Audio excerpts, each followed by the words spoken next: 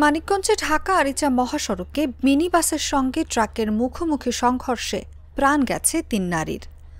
আহত হয়েছেন অন্তত ৩০ জন। নিহত আহতরা সবাই পোশাক শ্রমিক। তারা ওই বাসে করে কর্মস্থলে যাচ্ছিলেন। বৃহস্পতিবার সকাল ৭টার দিকে শিবালয় উপজেলার বড় বোয়ালি এলাকায় এ দুর্ঘটনা ঘটে।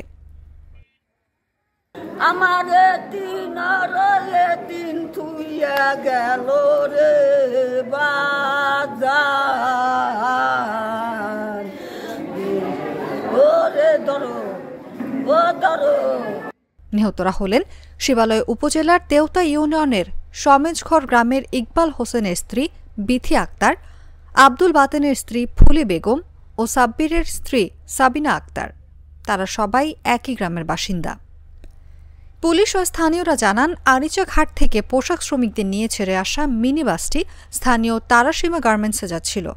এ সময় বড় বোয়ালি এলাকায় বিপরীতমুখী পাথর বোঝাই ট্রাকের সঙ্গে মুখোমুখি সংঘর্ষ হয়। এতে বাসটির সামনে সহ ডান পাশের অংশ দুমড়ে মুচড়ে যায় আর খাদে পড়ে যায় ট্রাকটি। ঘটনাস্থলেই মারা যান সাবিনা আক্তার। হাসপাতালে নেওয়ার পর মারা যান বিথি ও তুলি বেগম নামে আরও ২ জন। আহতদের মানিকগঞ্জের বিভিন্ন হাসপাতালে ভর্তি করা হয়েছে। গুরুতর আহত অবস্থায় কয়েকজনকে পাঠানো হয়েছে ঢাকায়।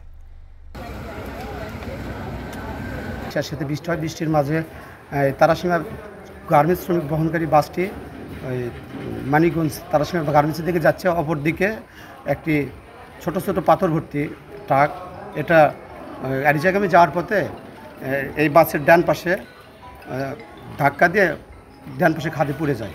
আমরা ঘটনাস্থল থেকে একজনের লাশ উদ্ধার করি আর আহতদেরকে হাসপাতালে পাঠাই। পরবর্তীতে হাসপাতালে জানতে পারি যে আরও ২ জন মারা গেছে। আইনগত ব্যবস্থা আমরা প্রক্রিয়া দেন। লাশগুলো বিধি মোতাবেক তাদের আত্মীয় স্বজনের কাছে দ্রুত দেওয়ার ব্যবস্থা করতেছি। প্রাথমিক আসলে তদন্তের বিষয় তো কী কারণে ঘটছে, যেহেতু ড্রাইভার অজ্ঞাত আছে আর আহত লোকগুলোর তো স্টেটমেন্ট নেওয়া সম্ভব হয় না ঘটনা কীভাবে ঘটছে। আহত মোটামুটি ৭-৮ জন আমরা পাইছি, হাসপাতালে প্রেরণ করছি। বৃষ্টি স্বেচ্ছাতের রাস্তা, আপনারা জানেন যে কালকে থেকে বৃষ্টি হচ্ছে এই রাস্তাতে।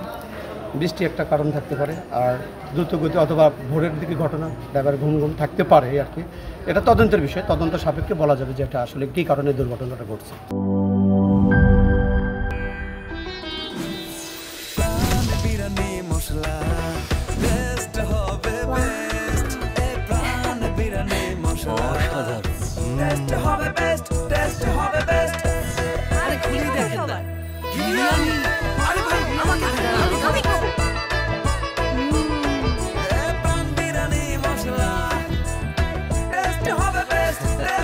প্রাণ বিরিয়ানি মশলা, টেস্ট হবে বেস্ট। প্রাণ, জীবনের স্বাদ।